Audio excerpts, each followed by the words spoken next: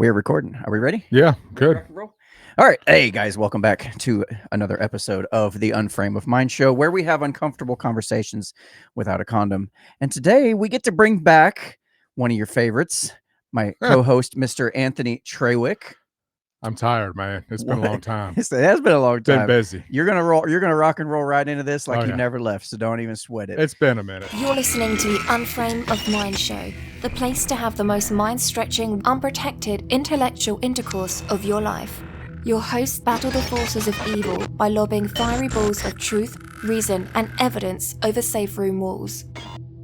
But you had called me the other day. You said here, watch this video, and I saw it was a 45-minute video, and I'm like, Right. I ain't watching that, but I did watch it, and then I'm like, I watched the whole thing. I was like, what in the world am I watching?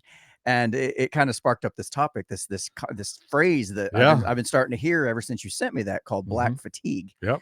And so you said, let's hop in the studio, let's talk about it. Let's figure out what's going on. There's a lot, and as a matter of fact, after you mentioned it to me, Yeah. I'm on the Punkcast, the Patriot Punkcast, and our guest, who we're gonna have on tonight, he also brought it up. So we'll bring him in and we'll talk about it, have a little three-way about it, and let's introduce our guest for the evening, Mr. Ramonte Hamer from Think Responsibly show.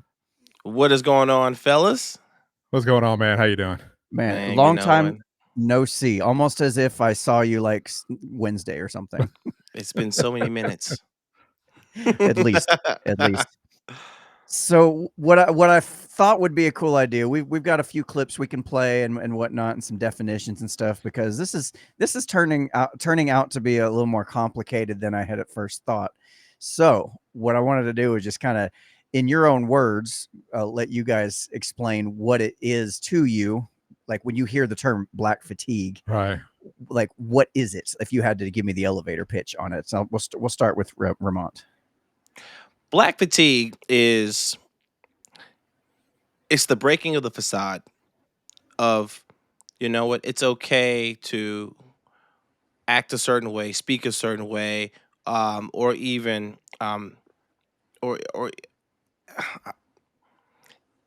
it is the deletion of the license. You know, the black card people used to get. Oh, you get a black card, or this person gets to go Right. to the the barbecue.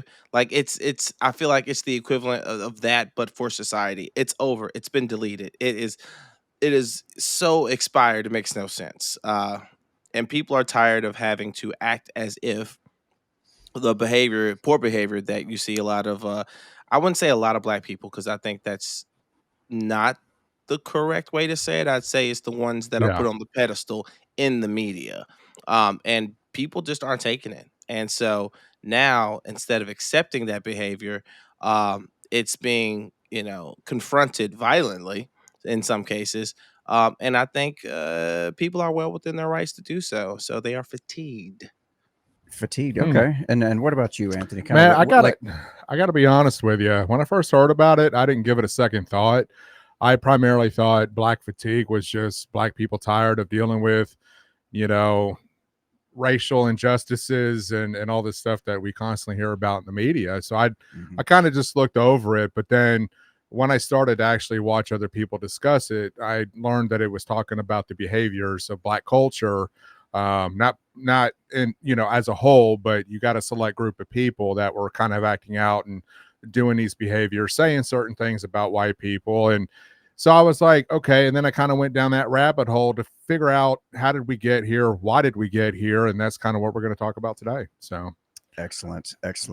Man, it's the weird thing for me when I started looking into it is I found out, there's actually two different versions. Yeah. Apparently of what black fatigue is. Right. And it seems like nobody really has a firm grasp on where it even came from. I found this article almost right after we talked about it. It came out that day about black fatigue having a double meaning. And I thought that was, I don't want to see an ad. Okay. So I thought that was pretty interesting, because it's not surprising. First of all, it's not surprising even in the least, because everything in today's political world has double meanings. Yeah. Like you've heard Scott Adams talk about the two movies on one screen. where everybody's seeing the same thing and they're like seeing completely different movies, like somehow. Right. Mhm. So in this particular article from Level is I guess it's a black run website.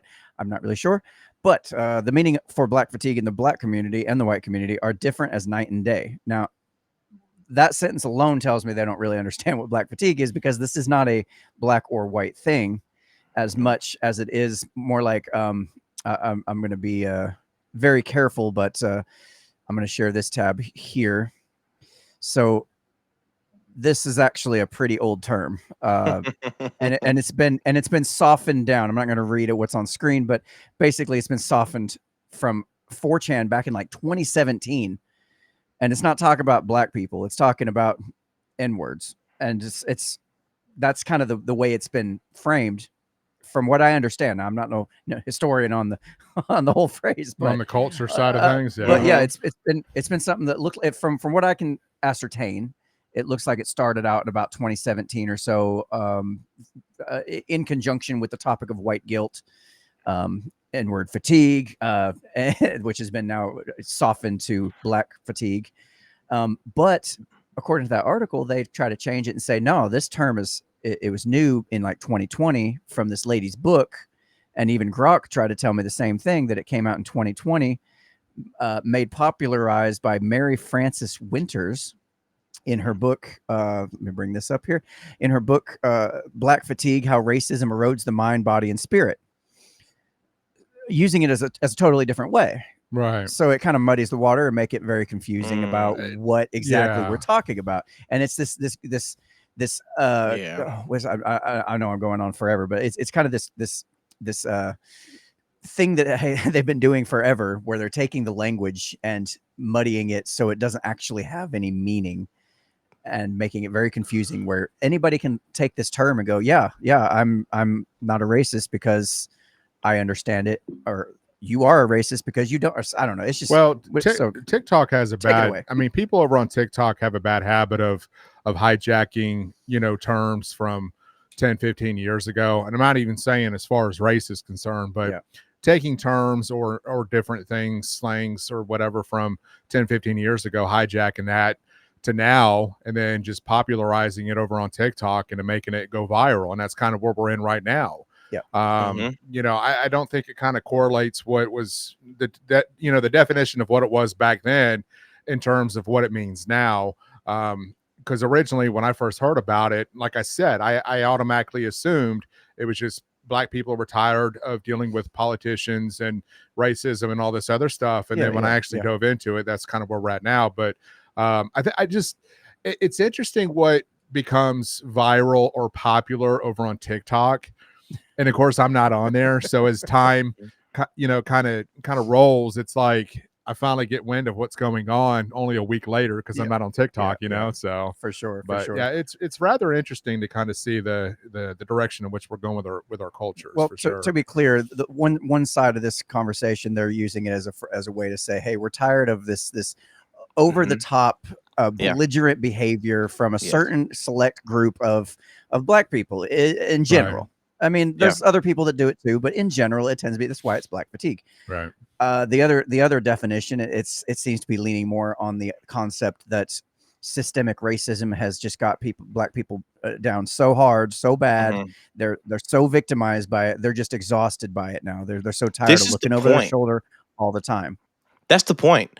I fully believe that the reason why folks who kind of glom on to this type of phraseology, they do it because it I think some people are well-meaning, but I think those who kind of perpetuate it and push it out into the ether where everyone starts catching fire, do that to stir the pot. It's on purpose. It's fully on purpose. I mean, because there are I've seen so many whacked out videos where I know good and darn well that some of these folks weren't raised like that. Like, I mean, come on. Like, who in their right mind would go inside of a Chipotle, get upset they don't get their extra sauce they asked for, and then just decide to open up the cash register, throw it across the room, start fighting everybody, and then we're supposed to... that video. Yeah, it's ridiculous. And we're supposed to accept that. as a society and say, you know what? Well, she And it's don't know any better. I mean, that is racist, if anything. yeah, on top of that, it's not like they're doing it for the clicks because they're not No. like recording themselves doing this. It's usually we get to see it because somebody else is recording it. So that Mm-hmm. doesn't make any sense to me.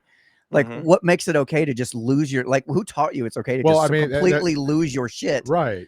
And and act a friggin' fool like that? Yeah. well, it kind of reminds me of the recent graduation where you've seen all those women twerking and acting, like a Yeah. fool, Mm, after Yeah. graduation. It's like, man, come on, there's a time and a place for that. But for me, it's one of those situations where this subject is long overdue as far as having Mm-hmm. this conversation. And how do we look at this, and then how do we change it as a society or as a culture, if there's even a possibility of doing that? I mean, yeah. is this just going to keep going on, or is this going to be the pendulum finally swinging back the other way, and enough people are going to say enough is enough? And I kind of feel like that might be where we're at right now. I mean, what are That's what I your think. thoughts? Yeah. So I Okay. think it's going to That's swing back. Oh, go ahead. I'm sorry. Yeah, I was gonna play on the whole pendulum idea too. It's what it Right. feels like. It's a pendulum swinging back the other way, and of course, you're already seeing the overt racists going, "Ah, we told you so. We told you so. This is exactly what we've been trying to tell y'all," and they're just Yeah. eating this up. And it's like, there's got to be a happy medium somewhere. Well, and Where, that's kind of what I was worried about with this black fatigue, and the kind of the definition of how they're looking at it now is what percentage of the population that are like these closet racists that are going to hijack this and then use this closet hell. well, you know what I'm saying, but to I use know what this you mean. in their advantage to come out Right. openly and say, hey, we tried to tell you guys, to your point. And Which is just going to make them go, "Oh, we told you y'all were but racist." here's the thing. This is the topic that God, isn't man. discussed. Let's also talk about the racism coming from the other side. Mhm. Yes. That's what's never discussed. It's Al always Sharpton, white people are the Jesse racists. Jackson. It's always yes, thank you. So that's where the shit needs to change, in my opinion, as far as culture is we need to stop seeing it as just white people. It comes from all different demographic of people. It's just not whites. I'm sorry. I've been on this planet 44 years, and I've seen a lot of, the reverse racism as far as, people calling, black, white people crackers, whitey, white boy, you know, and then of course you got your Honky. other terminologies. Yeah, honky and All Hey, kinds watch it. but Watch it. but here's the thing though No. is, we've had friends on this show, the Black Persuasion, and Yeah. as they've become more successful, I don't know if we should say his name or not, but as he's become more successful, he's gotten a lot of hateful comments in his private DMs, and he's actually, I think, posted some of them where they've called him an Uncle Tom, and Oh you yeah. know, the black racism towards other black Mhm. people, and I'm like, they're so open about it, like. But if white people do it, it's the end of the world. You're going to get doxxed. You're going to lose everything, and you won't be able to get a job, and your life is basically over. Yeah. But for Wasn't some it? reason, it's like we're given a free pass for other races to do this towards white people, and it's just not being discussed.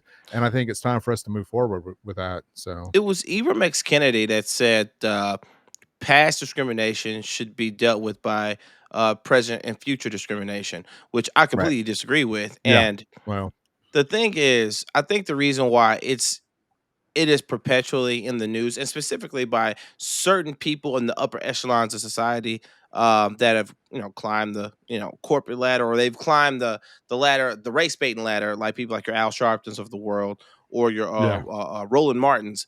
Like, when you can start making a lot of money off this mess, I mean, you saw the entirety of the NFL bend a knee for a man who, I mean, for all intents and purposes, was a drug dealer.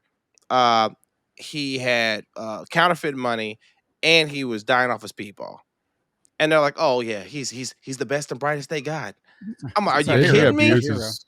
Didn't he abuse his girlfriend or Yeah. something? Oh yeah. He put a gun to a pregnant woman's stomach. Yeah, Absolutely. something of that For nature. I yeah, thought I yeah. thought it was a knife, but now that you mention it, I think it was a gun, but It was I'm gun, and then I mean, but yeah, even you yeah. even had the other dude. I forget his name, but his girlfriend had a restraining order put out on him, And he still showed up at the house, pulled a knife on a cop, and then he got paralyzed after he was shot. But the cop like was so patient with the dude.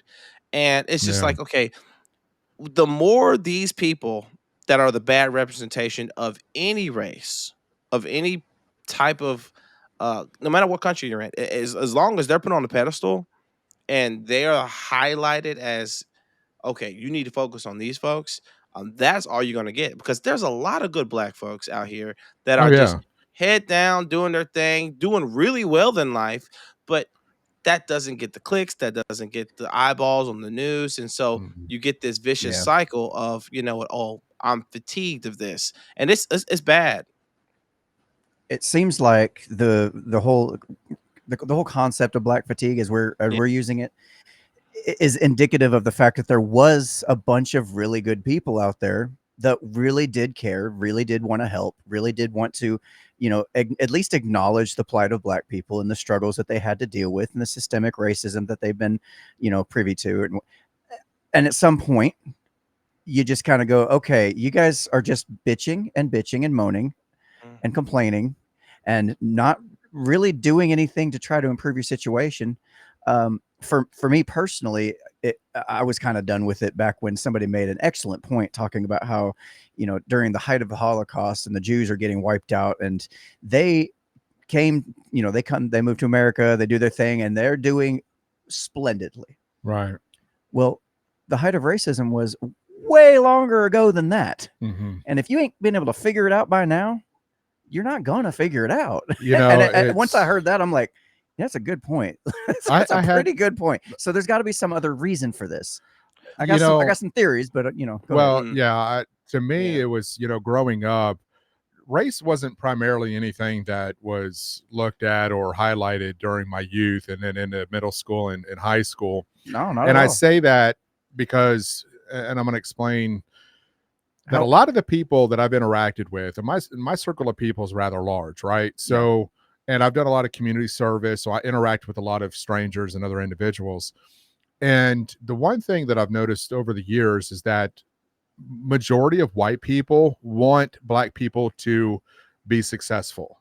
They want them to have a prosperous life. They want them to have the American dream. Yeah, 100%. So when I because I know that and I see it from this side of the demographic, I don't understand why a certain percentage of the black community want to sit there and say that, majority of white people are racist. And I'm thinking that's not the case. Yeah. Like, Yeah. if you only knew the population of white people that actually are pulling for the black community to do well, Mhm. you would actually be pleasantly surprised. But for whatever reason, that's not highlighted, obviously because of the media. But it's interesting because when I walk outside and I go to work and I go shopping, I'm looking around and I'm like, where is all this racism that Mhm. we hear about? Like, where, Yeah. I don't, the Klan's not over here. I mean, everybody is integrating with one another, and it seemed like times were simpler back in the 80s and 90s. Now obviously I was much younger and more naive, but I just didn't see it, and I still don't. So a lot of this is being perpetuated by the media, we know that. Mhm. But the reality is I wish that side of the coin would look at white people and say, hey, it's actually not that. Yeah, we have a small percentage of white people that are racist. We, That we can acknowledge that, right? all of our populations have a select few belligerent But Absolutely. assholes, why does this select Yeah. few get the megaphone? because that gets Mhm. clicks and that gets people I know, outraged. but then okay, then the question is how do we move away from that? That's a good question. Well, it's taught. So I do believe that the belligerent Yeah, ones on any side, a baby is not born prejudiced. And I don't. right. I think you said something not long ago. You said reverse racism. I personally know. I think racism is racism.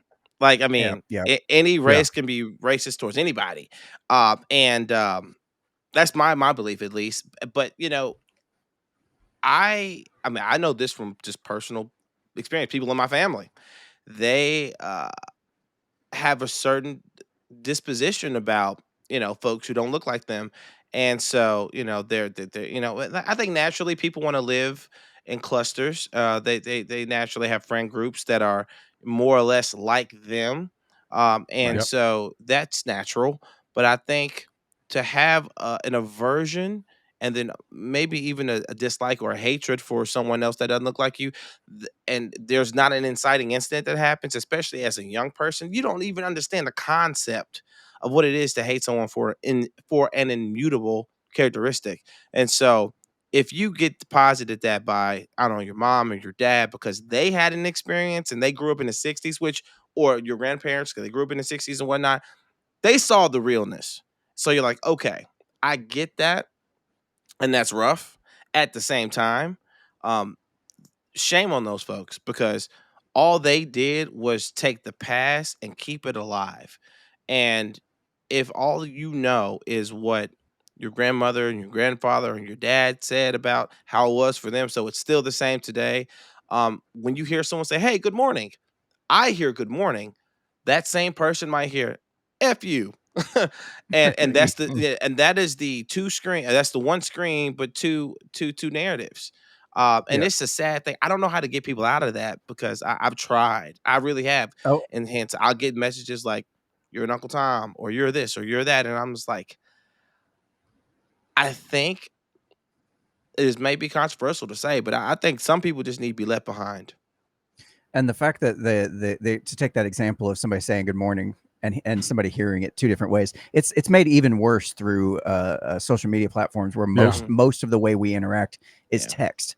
It's really hard. Oh. Like I've had people like thinking I'm mad at them, and I'm like, listen, and I tell them straight up. I say, if I'm mad at you, you will know.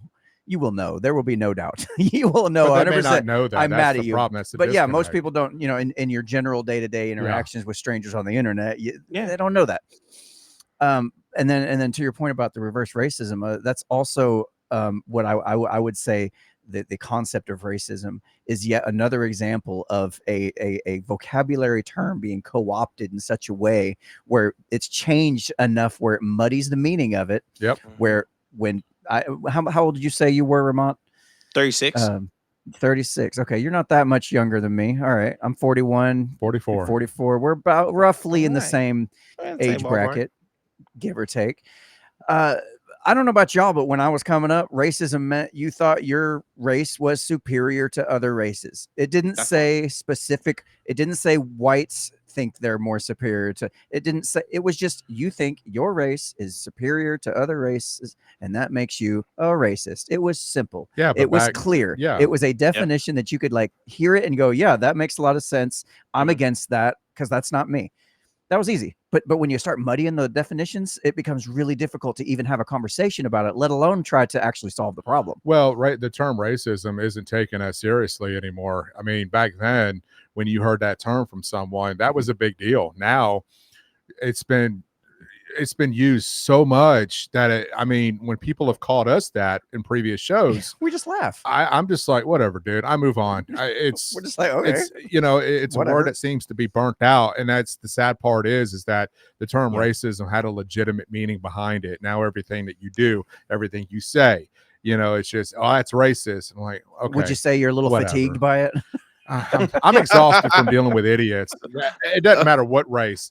I mean, I'm getting tired of people in general. And it's funny because as I've gotten older, I feel more like that towards everybody, not just a certain demographic of people. I'm just tired of people's bullshit. And I think a lot of that is stemmed from the behaviors that we see on these, trending topics and social media Let me see the if this media is as a good. well. Let me see if this is a good analogy for kind of what we're talking about today. Maybe this will ring true to you guys.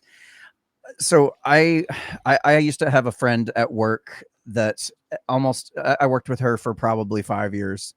Almost every day she would complain. She wasn't happy. She wanted to do other stuff and wanted to do that. So I'd be like, hey, have you tried this? Have you tried that?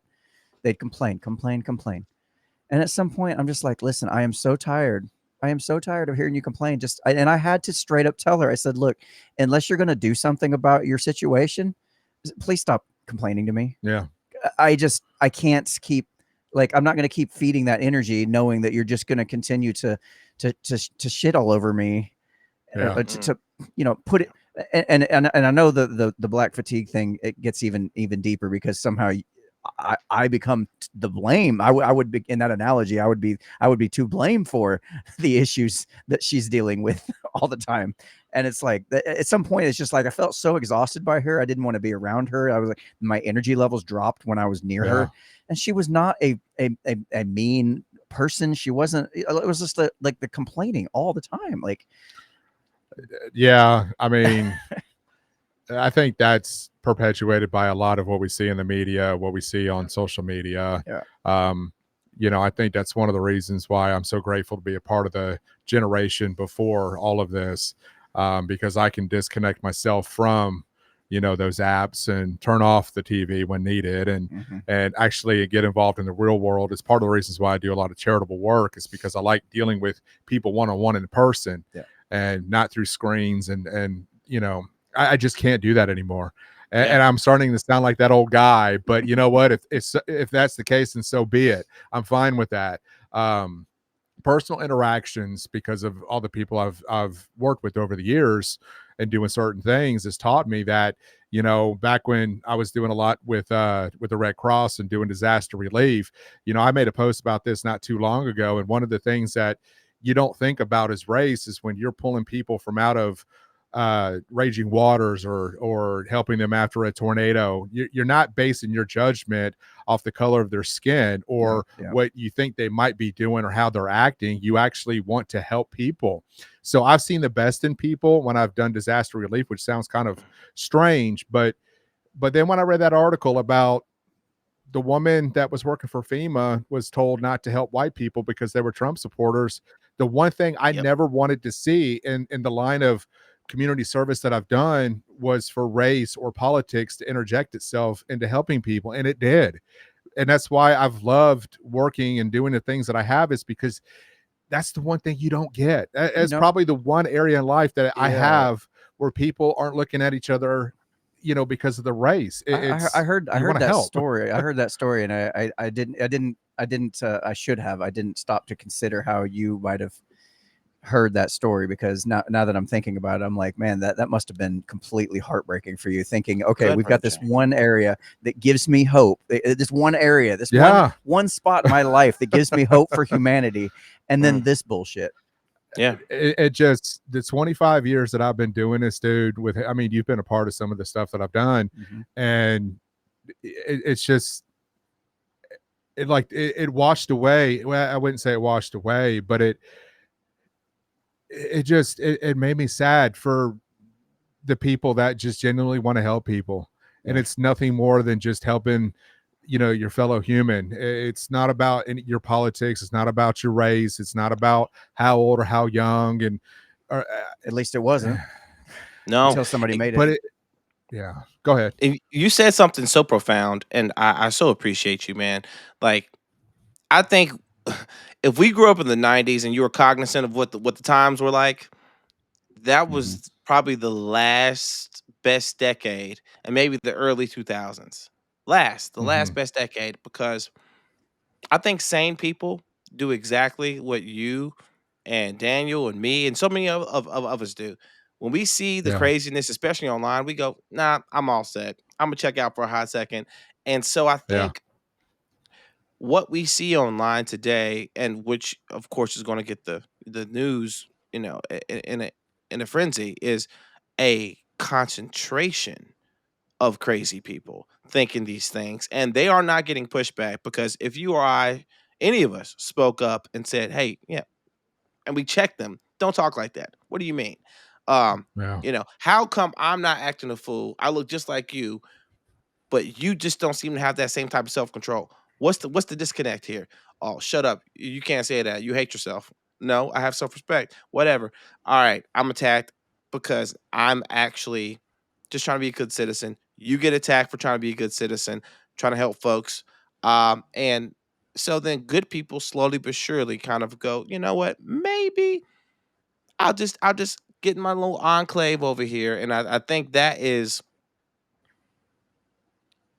as comfortable as it is and as good as it is for us and our sanity, especially if you have a family. um, I think all in all, there are going to have to be some people that have to kind of get uncomfortable and Mhm. like people like myself and you and just everyone, and and speak out even when it sucks. I think that's the hard part these days because I mean people get doxxed.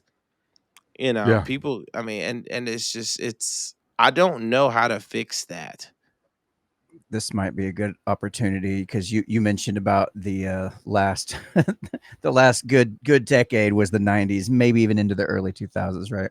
Hmm. Well, there's this clip that I've been kind of saving for later. It was a clip from 2003 by the creator of the Boondocks, Mr. Aaron Magruder.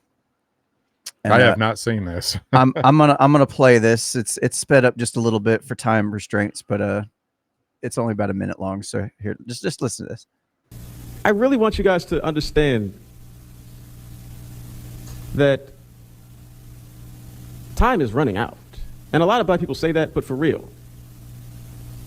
Part of why the civil rights movement has been so successful, and part of why those who have come after in terms of our leadership have been able to maintain a presence, is that black people have always had a certain amount of moral currency that we have been using.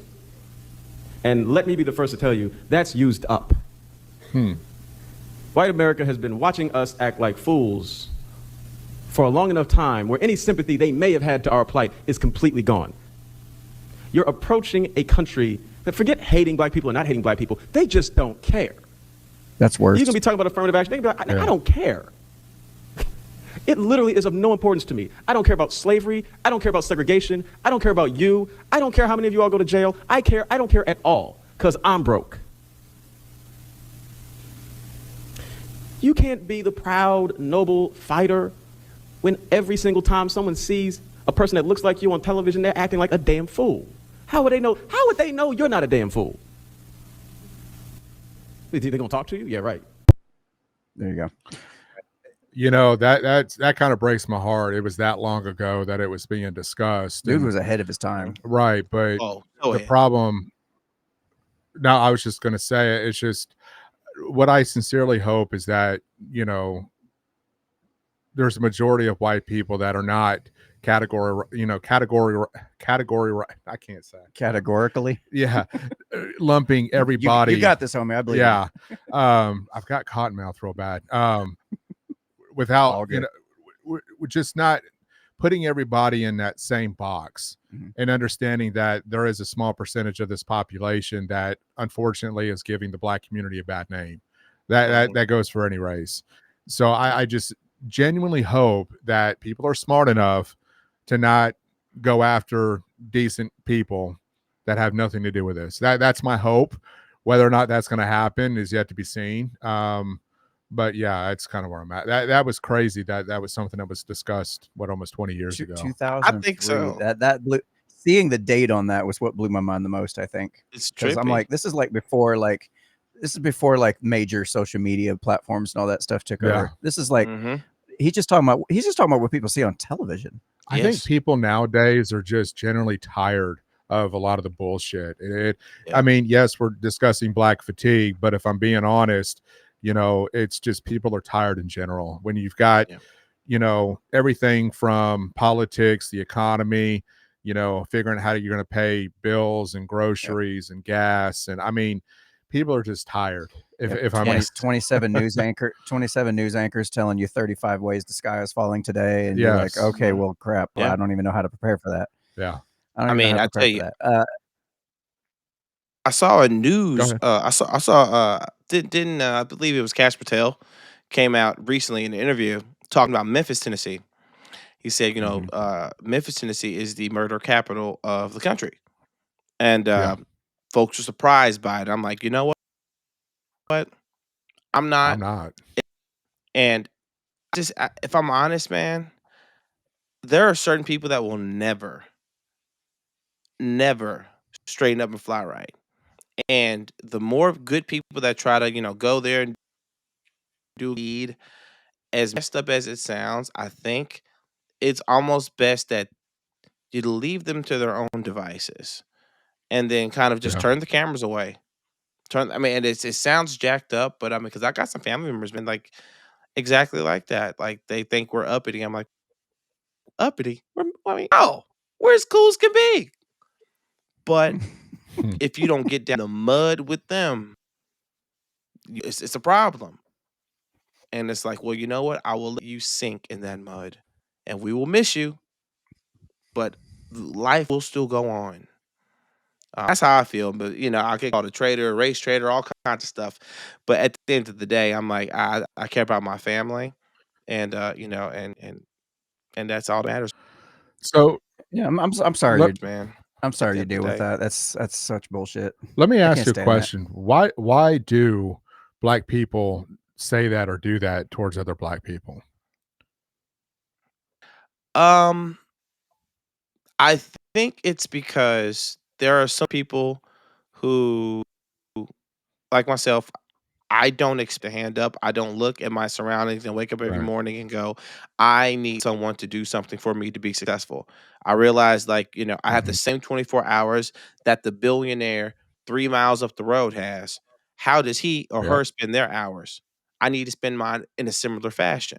Now, if I don't, if I waste my breath, if I waste my time complaining about what I don't have or what or whatever, or some obstacle, then obviously you're never going to get anywhere. And I think these people, my existence is the worst thing for them because I'm a mirror to what they could be if only they got up off their ass.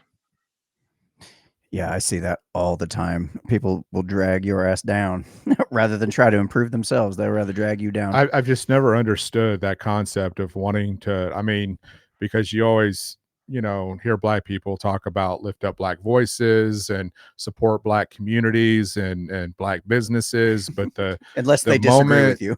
yeah, I mean, unless they disagree Yes. with you, and it kind of goes back to the whole George Floyd and the summer of love with all the riots and everything, and it was just like, you want me to support a black business, but you're the first ones to also burn down a black business. Mhm.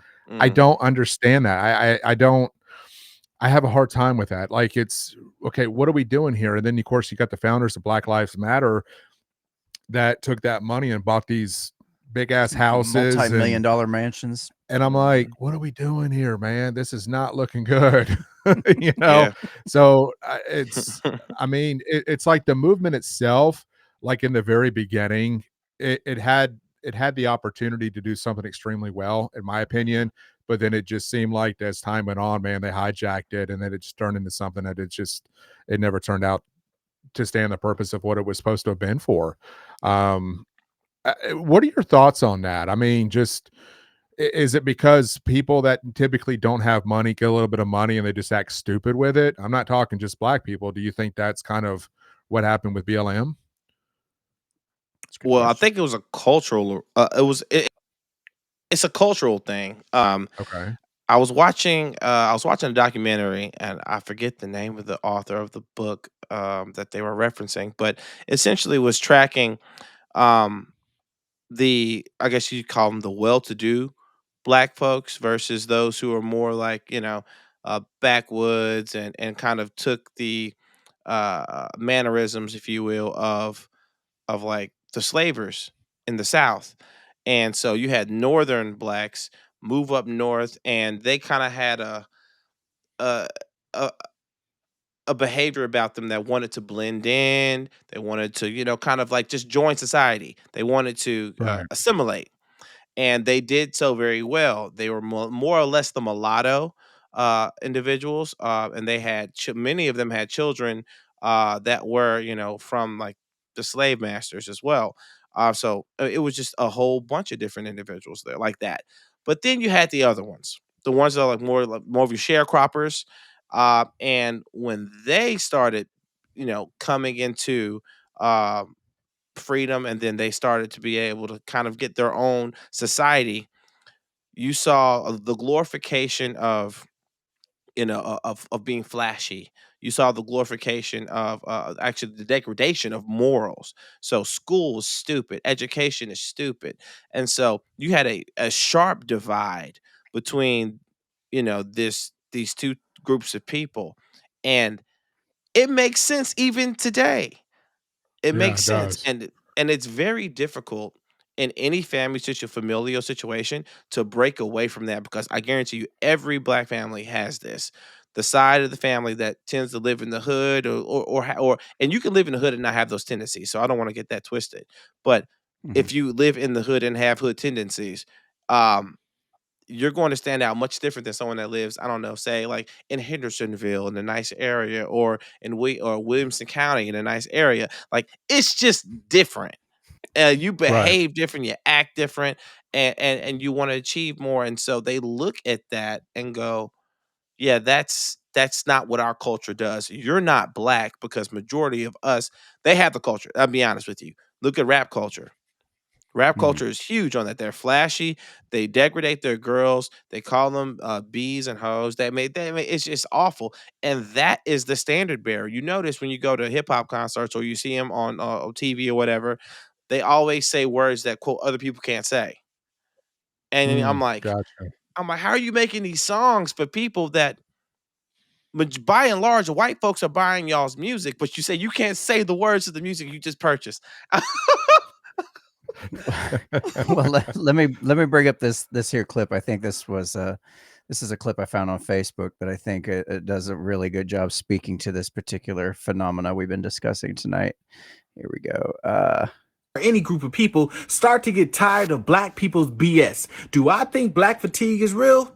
No, but fatigue is. And I know some of you get uncomfortable hearing the N-word, so for this video, I'm going to replace the N-word with puppy. To all the puppies out there, people are getting fed up with your puppy antics. Puppy fatigue is your own fault. And black people, if you get mad at me for saying this, then I guess you consider yourself puppies too. Because I'm not talking about black people, I'm talking about puppies. And let's keep it real, black folk. We getting tired of puppies too. That's why when black people become successful, the first thing they do is move far away from puppies. Because puppies are loud, aggressive, violent, annoying. They destroy people's properties, and the young puppies are the worst ones. This is why nobody wants to be on planes or cruise ships with puppies. Nobody wants to be confined in one place for hours with a bunch of wild puppies. But watch, once people start pushing back on puppies, all of a sudden puppies gonna start being like, see, we told you white people hate black people. No, they don't hate black people. They love black people. They just can't stand you puppies. And let's be clear, puppies can't even stand puppies either. That's why they keep killing each other. I grew up in... I'm not trying to laugh at this, No, but it's hearing on- the term puppies. it's on point. He nailed that shit. I think he nailed it, man. He's not wrong. I mean, again, it's just the Spirit Airlines. Have you ever watched those videos on YouTube of the people acting out No. as they're waiting to get checked in or board their plane? I tend to watch educational material on YouTube, like how to tile a floor, stuff I can actually use. But it's, going back to that, it's, I do watch a lot of documentaries and stuff over on YouTube. But the one thing I did find is when you watch a lot of those police body cam videos or the police chases, I swear it seemed like almost 90% of those videos was of black people that have stolen a car and the cops were chasing them. And you go, and I say that because if you actually go through and read the comment section, everything that gentleman just said is what he's talking about. It's interesting. Yeah, I don't know. To me, we can talk all day about this whole fatigue thing. My question, what I really want to tackle is, what do we do? How do we fix it? Can we fix it? And should we self-segregate from those individuals? Mr. Trawick always asking the tough questions over here. We already self-segregate now. No, it's great. That's what our show has always been about. Is we don't want to just spend an hour complaining about the problems in the world, because then we're just feeding into the narrative. But do we not self-segregate now voluntarily for the most part? Well, I mean, there's the classic lunch table test. Is that what you're talking about? Or are you talking about something deeper? No, than that? when I say self-segregate, let's think about it for a second. Are you going to go to the bad part of downtown Nashville? Are you going to go to Memphis? No, because to walk around. No, it's dangerous. I tend to not get out of certain. I tend to not like to get out of my car in certain areas of Antioch. That's what I'm talking about. Is you stay away from different things because you know the type of people that are there. Yeah. And it's not just black people. It's like it's a little shady area, man. Well, yes. of all race, colors, and creeds. Okay, man. if you look at the demographic of the map of Nashville, where do primarily your Hispanics and say Muslims live? Nolensville Road. Yeah. Okay. Where does majority of your black population live? Around the Antioch area. Mm-hmm. wealthy white people East live. East Nashville, Green Hills, Green Hills, Franklin, downtown, Williamson if you can County. afford it. South. We can They go afford it. south. Right. So that's what I'm saying is we already self-segregate. Okay. Mhm. To a point, yeah, To a point, yes, not entirely. But how do we fix this? How can we integrate with I'm gonna argue, and this is something that I think as a society, I hope we're ready to start talking about, and we've talked about on our show in the past, is about different IQ levels and the implications of such. What a lot of people don't seem to understand is criminality tends to hover around the 85 to 90 point IQ point area. Unfortunately, it just so happens that Black people tend to be in that area on the whole. Yeah. So that's why they tend to have higher criminality rates. And I would argue that we're not segregating based on skin color, race, or anything like that. We're segregating by culture. No, I think we're segregating based on IQ.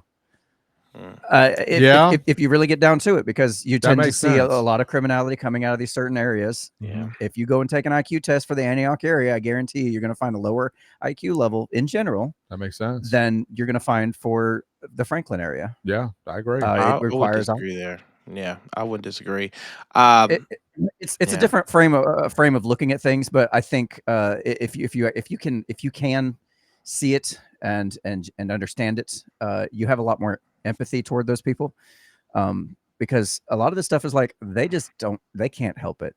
They just don't know any better, and you really start to Empathy is hard. It is hard, and instead of feeling like, oh, those dumbasses, why don't they just pull themselves up by their bootstraps and do? Well, first of all, they've got lower IQ in general. They're already starting on the back foot. Second of all, a lot of these people come from broken homes, abuse, trauma, all kind of stuff that's pushing them down even farther. And then on top of that, you got the news media taking advantage of the useful idiots and saying, "Hey, white people are the reason you're struggling. This group of people over here are the reason why you can't get ahead in life. They're the ones keeping you down. Well, they always say they're the ones you need to be mad at. You want to destroy and society. Like, you already don't know better. System. You don't have a good education system. You don't have any ability to sit there and think, critically think. Like, it's just a whole lot of things that kind of start to pile on, and none of it individually is anybody's fault, really. But well, I will give you this, because I don't completely disagree, and I mean there's some good points. It's okay to Real disagree. No. When you come on my show, you agree with me. All right. Do not disagree with me ever. When it comes to the school system, like one majority of these like crimes, violent crimes especially, are young Black males. School is highly feminine in its approach to learning. Yeah. And of course, young boys are not going to be able to like regulate themselves early on, much like young women. So that's why you see such a wide gap. Yeah. Because you don't see many like ratchet girls out here doing crazy things, but you typically see like a gaggle of dudes. And I'll never forget Antioch High School for a little while, and I mean, I stood out like a sore thumb, and I'm Black. It was something, and I will give you that 100%. I went there. I left JFK in the 8th grade, got to freshman year at Antioch. I was 2-3 grades in front of them in terms of my education, and it's staggering. And so, like, and the culture there is one that if you do stand out academically, you are persecuted to a point to where Yeah. it's dangerous for you. My Accused of parents acting didn't. white. Yeah, exactly. You're acting white, and so if you don't, and no, if you, I mean, you don't want to be a little bi. So you decide I'm gonna suck it up and not tell my parents about it, because 9 times out of 10, a good parent will take you out of that school if they can, or at least tell the principal to separate you or something. But of course, that has this, host of other issues. So I do agree with you, man. I think the IQ is, in my opinion, could be lifted if the culture was a little bit different. Yeah, I agree. Yeah, it's definitely going to take some steps. My full recommendation is something like remove the welfare state, because it's destroying the black family. It's destroying them. What was the guy's name? Thomas Sowell talked about this Yeah. years and years Yeah. and years ago, Yep. and basically was That clip has been making its rounds again. oh, for sure. Yeah. And it's absolutely just destroyed them, because women don't have to choose good men because they know the government will pick up the tab. Well, the government's And become their baby daddy. men don't have any reason to stand up and become better men, because the women are now being more selective about who they choose to sleep with. It's just a whole cascading effect that starts with the government trying to come in and help these people. There's no amount of money you can throw at. When does the government ever help people? No, never. It doesn't. Not once. How do y'all feel Not about once. prisons? Just for those people who really truly cannot be reached. And I mean, maybe even at an early age, man, like build more prisons, but revamp the system in the sense of have it focus while they're on the inside on education, on getting them prepared to be on the outside. Because I really don't see a way that you can force someone, at least in just normal society, you can't force them to acclimate to, societal standards if they are just that thick-headed. Are we talking about like minor offenses, like something you're doing about 2-3 years for? Or are we talking about hardcore Yeah. criminals here? Oh, I mean, Jumping- I say the 2 to 3 year mark because now if it's murder, obviously, then they do the time. But I think I think a zero, almost just shy of a zero tolerance policy, because Okay. yeah. So my how I feel about that is I've been following Jelly Roll's career since back when he was doing mixtapes, and I don't know how familiar you are with Jelly Roll, but Oh yeah. if you actually look into what he's doing, like he's visiting prisons and he's built a music studio in the juvenile detention hall over here in Nashville. Oh, I didn't know So that. That's cool. if you actually look into what he's doing for those young adults and children, I think that would be the perfect blueprint into what we're discussing right now. Seriously, because he is legitimately walking the walk and the talk by going to these places, talking to them, being there, showing up, giving them, different avenues to get themselves out of the predicament that they're in. Because if you know anything about Jelly Roll's story, he was a part of the problem, but at some point he had to change. Now he's trying to get back to the demographic of people to, Right. hey, it's not too late to change course here. And I'm not even talking about race. I'm just talking about just in general, as far as the prison population. I think if more institutions would model what he's doing, I think you would see a more success rate coming out of juvenile detentions and those that are, spending 2-3 years in prison. I would look into that. That's a big problem. The whole prison system, the way it's set up and everything. I mean, just from an anarchist standpoint, society would be run so drastically different that the prison system wouldn't be recognizable by the time it was said and done. I would say, if you want to hear a good, I think probably the best envisioning of what a future could look like, and how we would deal with crime and things like that. Stefan Molyneux wrote a book called The Future recently, probably a couple years ago by now. It's free. You can get it off his website, and you can get ebook as well. Very good book. It really just goes and plays with the philosophy of a stateless society 500 years in the future and how we might deal with these things. And it gives a lot of insight into how it might actually be more effective in terms of focusing on restitution for the victims, that kind of thing, rather than just, we're going to lock you in a jail cell and forget about you and, maybe let you out. And, there's like no good path for people right now in or out of jail. And I don't know, it's such a broken system that I can't look at it and be like, hey, we can do that. Yeah, we could do this one or two things and fix it.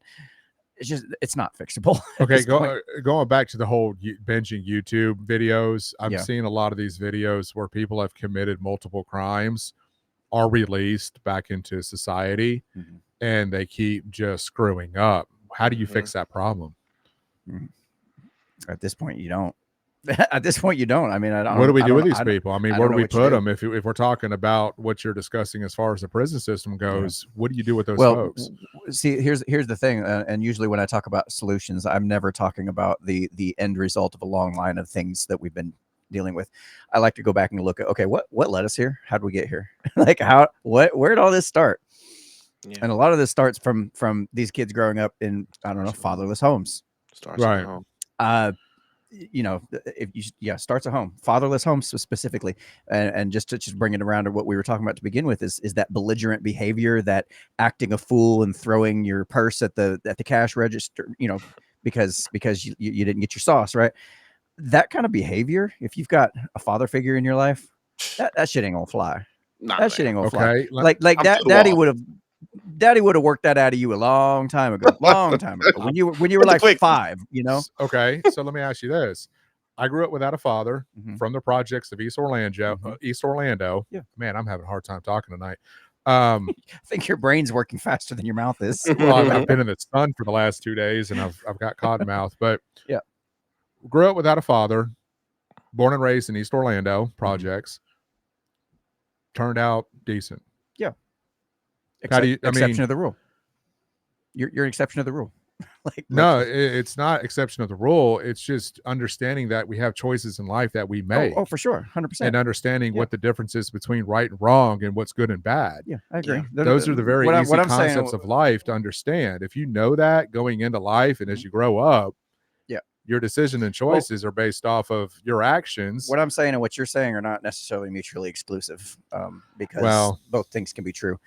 You are the more of the exception, I would say, just based on the general trends. We do see the effects of fatherless households tend to be pretty bad. The outcomes tend to be pretty bad. Yeah, are there a few that make it out and figure it out and pull their head out of their ass on their own? Yeah, it's a fucking miracle. Sometimes it happens, but in general, it doesn't. It just doesn't happen. Question for you: was your mom pretty rough on you, like in terms of like strict? My mom wasn't really much around. She was constantly doped up, cocaine, shrooms. My grandparents had to watch me quite a bit in the summer.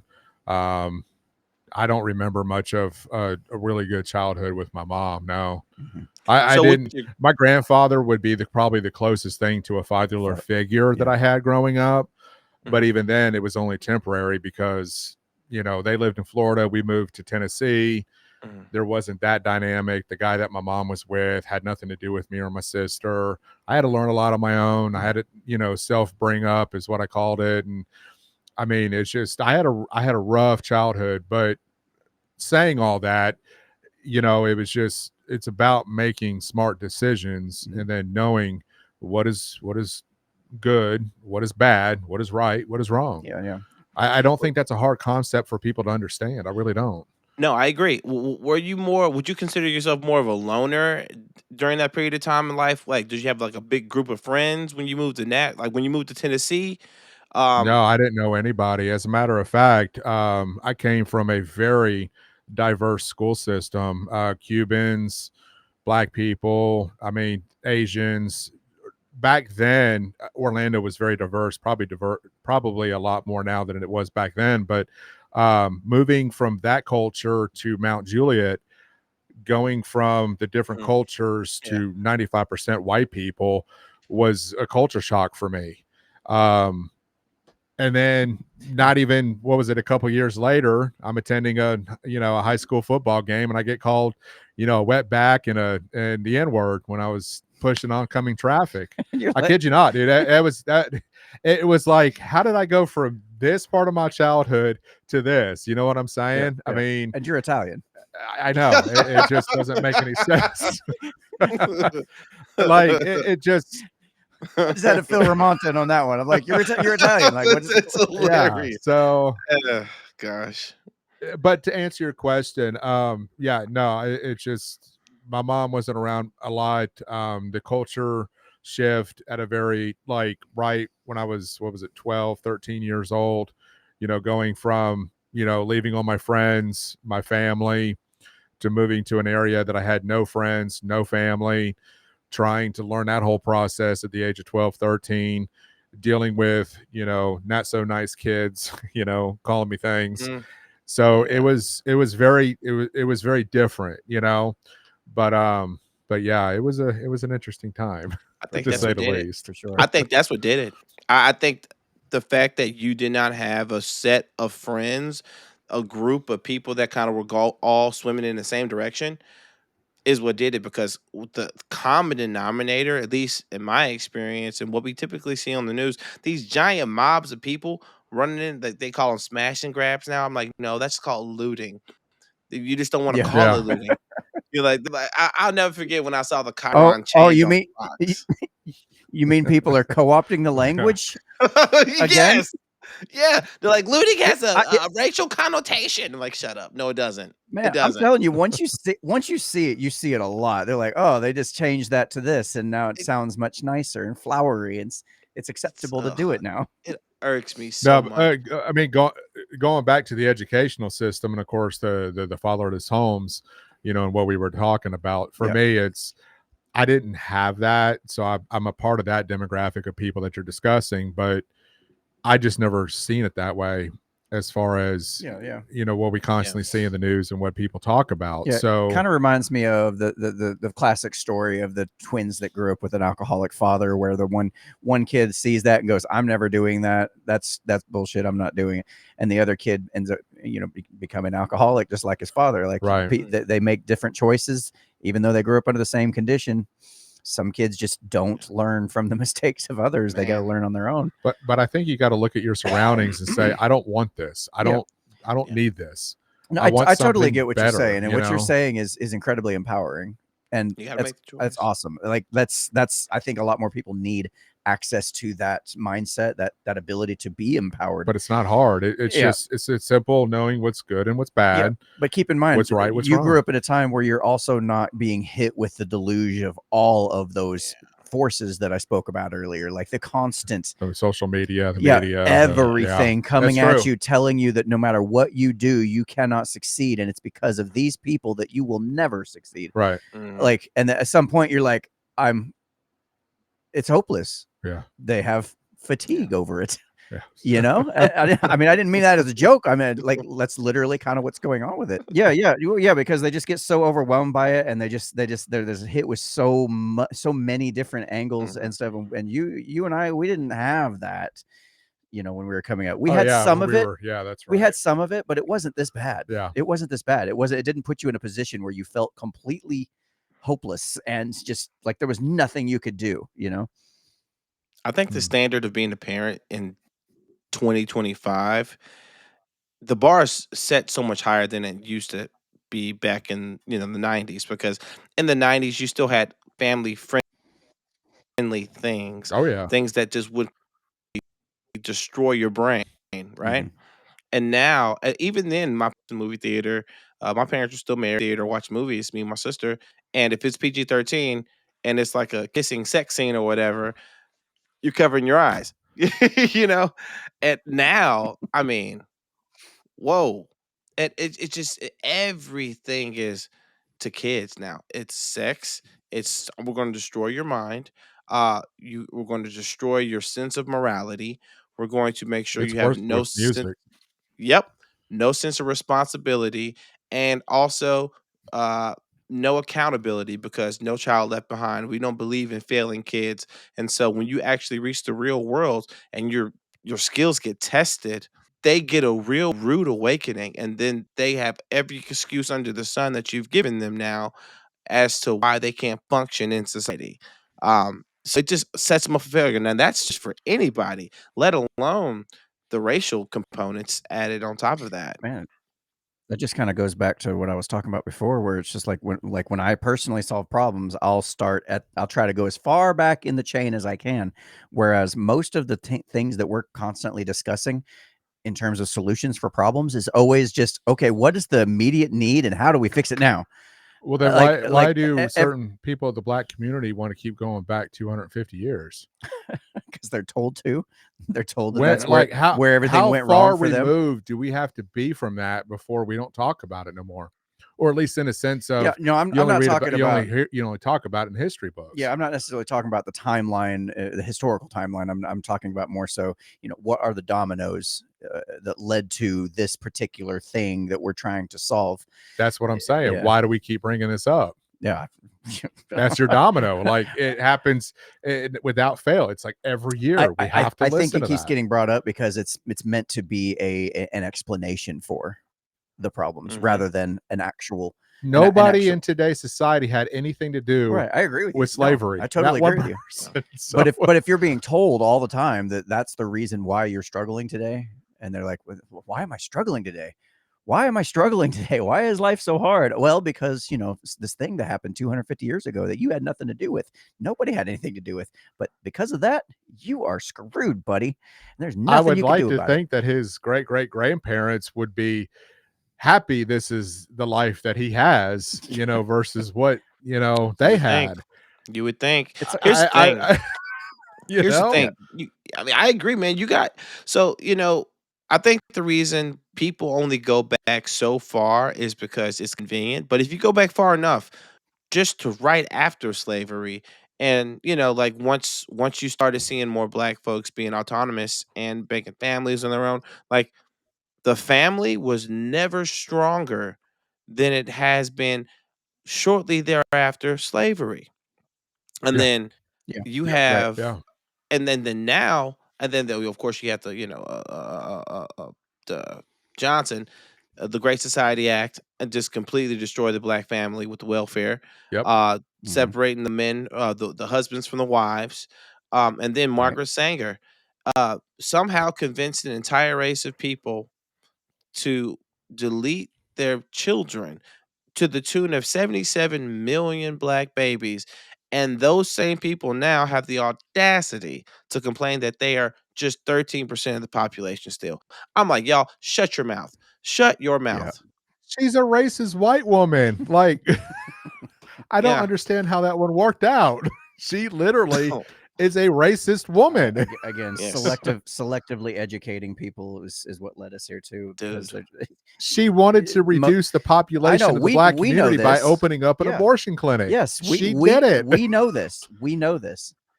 Like, how is that not? Mhm. Well, who's I gonna don't teach? Who's Useless gonna teach? Who's eaters. gonna I teach believe people that? didn't she say something to the effect of Who- useless eaters? Is that what she said? Useless eaters or something like that? Some, It was a I'd have to go back and terrible look at what she said, it but was yeah. terrible derogatory statement that she made towards those folks. And then you now have people in the black community carrying water for this woman. And then what they'll say is, much like the N-word, we took that power back. Well, we took abortions back. Like, I've just never understood. Wow. I've never seen a word trigger so many people as I have with the N-word. Mm. Like that, people are willing to die on a hill for that word.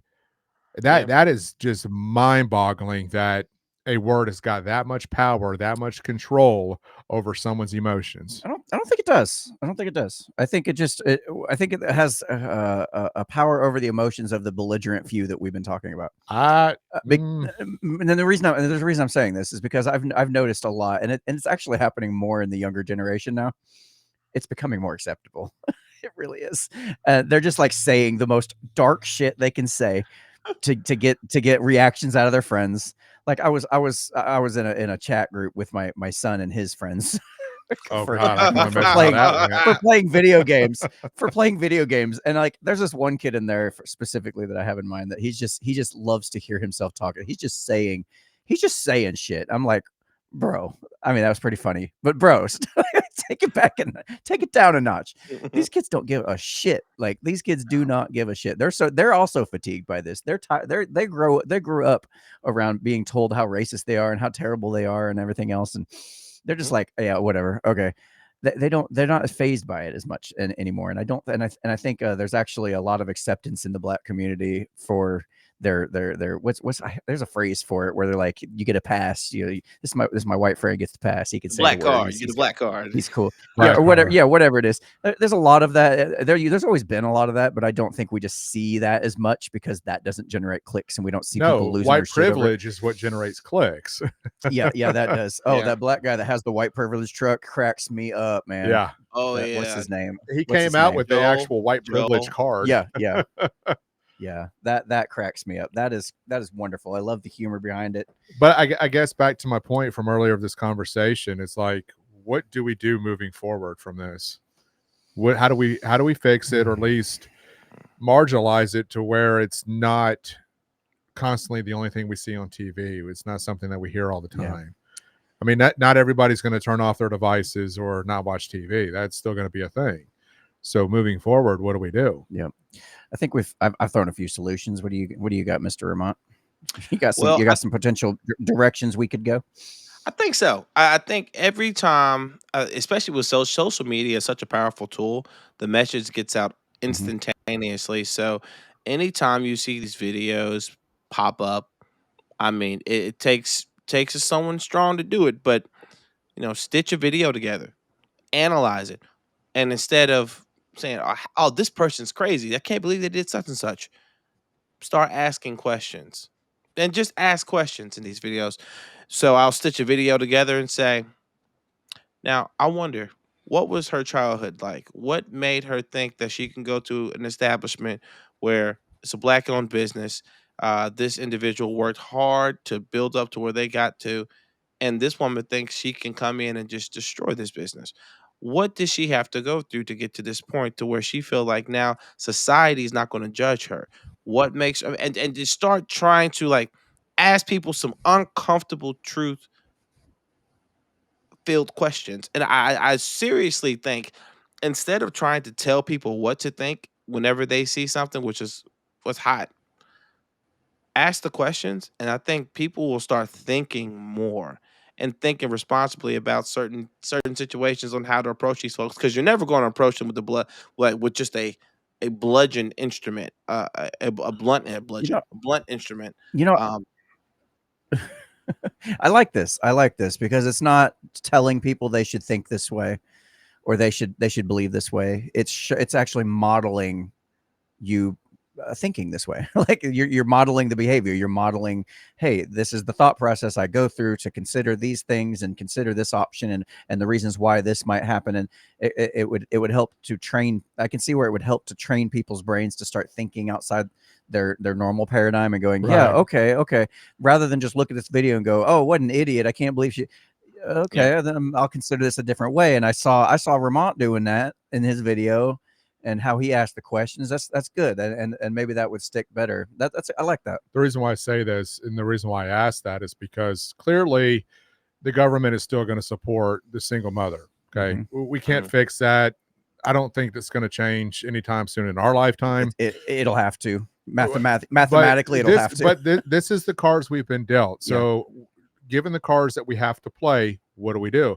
And like to your point, I think it's going to take probably multiple generations for this to correct itself. And I think what happened is the whole thing with the Shyla Hendricks and then with the Carmelo Oh yeah, Anthony situation. I think those two situations kind of a tipping point I don't think that was a tipping point. I think this is we've been building over time, right? And I think this was only just the piling on of all the different examples that we can come up with to show people what we're talking about. We're not going to do that. But to my point is I think that this is what brought on black fatigue. Now, okay, we're here. We're dealing with it. What do we do? How do we handle this? How do we deal with this culture? What do white people need to do? What do black people need to do? It's almost like, is there an end result for this, or what does that even look like? Well, considering we're not going to change them, that's just not going to happen. We're not going to be able to fight the forces like the government and their intervention. The best thing you can probably do, and Scott Adams got canceled recently for this. Ended up getting Dilbert taken out of all of his national newspapers and everything because he had the audacity to say, if you're living around people that don't like you, you should move. Yep. But he's a racist. That's literally the advice he was giving. If you're living around people that don't like you, if you're white and you're living in a black neighborhood and they clearly don't like you, you should move. Yep. That's such basic common sense advice, but he got canceled for it. But it's true. Like, why would you live around somebody who doesn't like you? And that goes both ways. Like, if you think all your white neighbors are racist towards you, why would you want to live there? Yep. Don't That doesn't make any sense. Don't live with them Yeah. then. Like, go live somewhere else where you're safe and protected. And But that again, it goes back to self-segregating because it's more so just taking personal responsibility. Well, something that I happen to know Mr. Hamer here is very, very much about with his show Think Responsibly. Right. That's it. Dude, you know what's so funny? I am such a big proponent of getting out of Dodge. I mean, you have no idea. I went to TSU for a brief moment, and You said that like that was a bad thing. I did. Well, dude, so it wasn't a terrible thing for like the school itself. It's more or less the people that were there. It may have The changed. culture, maybe, or Yeah, it was definitely the culture, but it was violent. I mean, okay. I don't think you're supposed to hear gunshots on the outside of your campus. Jesus. Like on a regular basis. And then you got the hoodlums coming over trying to, hook up with the girls in the dorms. And then I'm some freshman, sophomore, getting like hounded so much so I had to do some things or threatened to do some things rather in order to make sure I wasn't harmed. It was crazy. I was like, this is insane. I'm sorry. I'm so tired of puppies. It makes no sense. I can't stand puppies. I can't stand. So are these the puppies that what we discussed earlier? We just need to leave behind. Yep, they gotta go. They gotta go. They cannot be. So fixed. where do they go? How do we? Well, I mean, look, quit feeding it. Like that's the energy you got to quit feeding. Zero tolerance. Build prisons, and then on top of that, I think we got to start talking to some of the women, increasingly more white girls. Hey, look, that ain't it. That ain't it. Huh. Please don't, because don't let these people have babies. I mean, you just got to be a hardliner, man. And I do think if there is enough space between like the good people of society, what black, white, otherwise doesn't matter, and the really really bad ones, the ones that just cannot be fixed. Granted, there's going to be pushed by liberals, if you will, like hardcore liberals, progressives that say, we should have affordable housing in the middle of this neighborhood with mansions. And because you get that right now in Williamson County and I'm sure you got it in Wilson County. And it's like, no, I don't want them here. Why? No, earn it. Yeah. When you mention the white girls and stuff, it just made me realize that we may not have to do anything other than focus on self-preservation and building up a coalition of good community around you until the time comes when mathematically what cannot continue will not continue and the welfare state will collapse under its own weight. Yep. Women will be forced to start making better decisions about who they open their legs to because they won't be able to just fall back on daddy government to support them. And I think the clouds will begin to clear at that point. Men do have a tendency historically to step up when women expect more of them. And that's going to start to fix the fatherlessness problem. It's going to start to fix a lot of. It is a long road, but I don't think there's anything that there's no law we're going to be able to pass. There's no legislator that we can, convince to pass this law or what. There's nothing we can do, I don't think, that's going to stop the inevitable from happening at this point. So the best thing you can do is take responsibility over your own life, focus on building your own coalition, and just focus on self-preservation as best you can.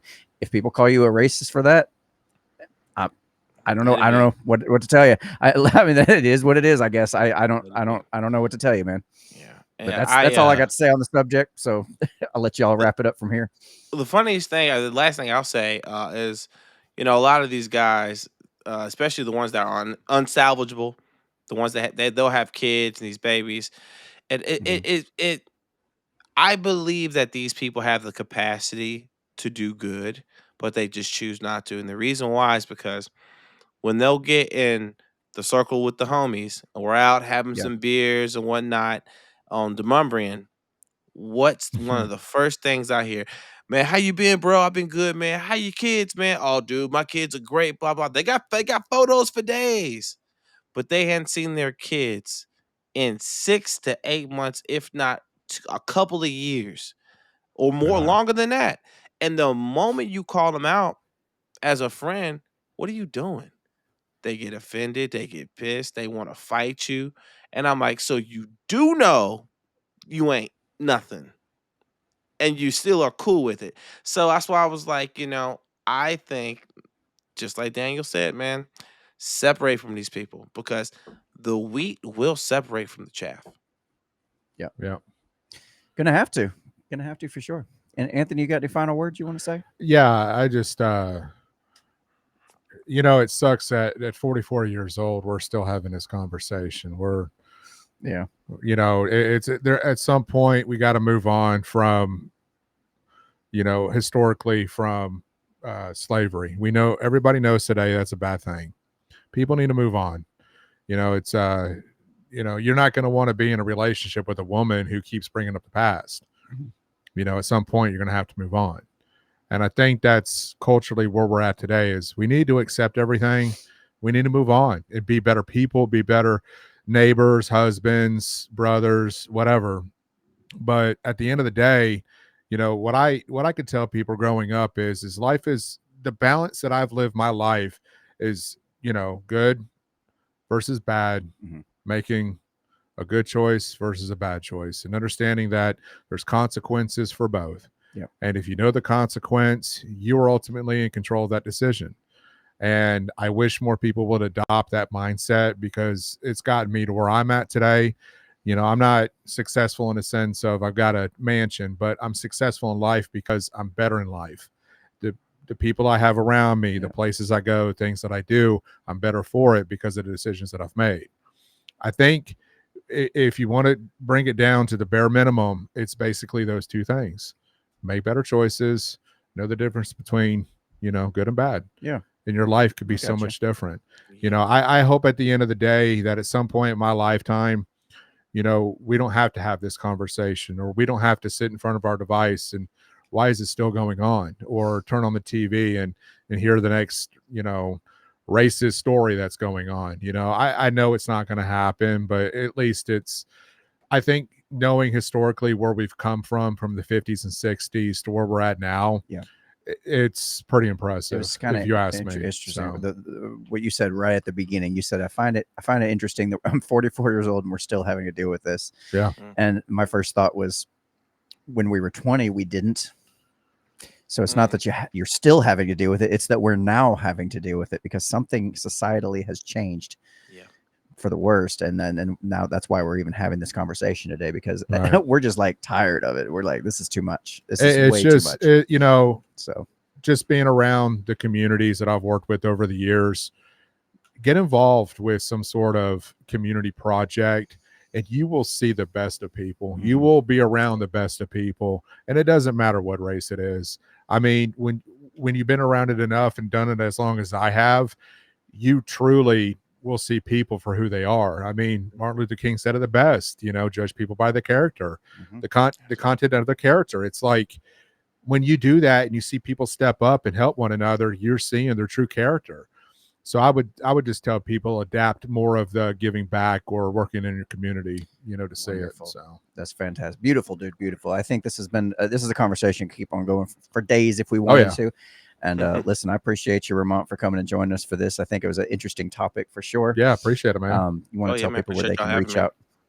Yeah, man. You can find me at Think Responsibly Show on Rumble, Think Responsibly on YouTube, and then Hamer Thinks on X. I usually post my stream of thought, stream of consciousness, and talk about what's happening in the news, and maybe a little shit posting on occasions. But yeah.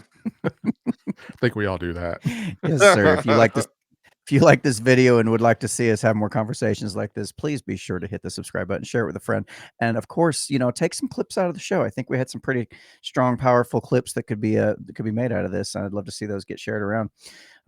Until next time, you guys have been watching the Unframe of Mind Show, where we have uncomfortable conversations without a condom. I'm your host, Daniel Wagner, and your host, Anthony Trawick. Yes, sir. All right, and yes, sir. All right, I'm gonna stop. No, we're gonna stop recording. There we go.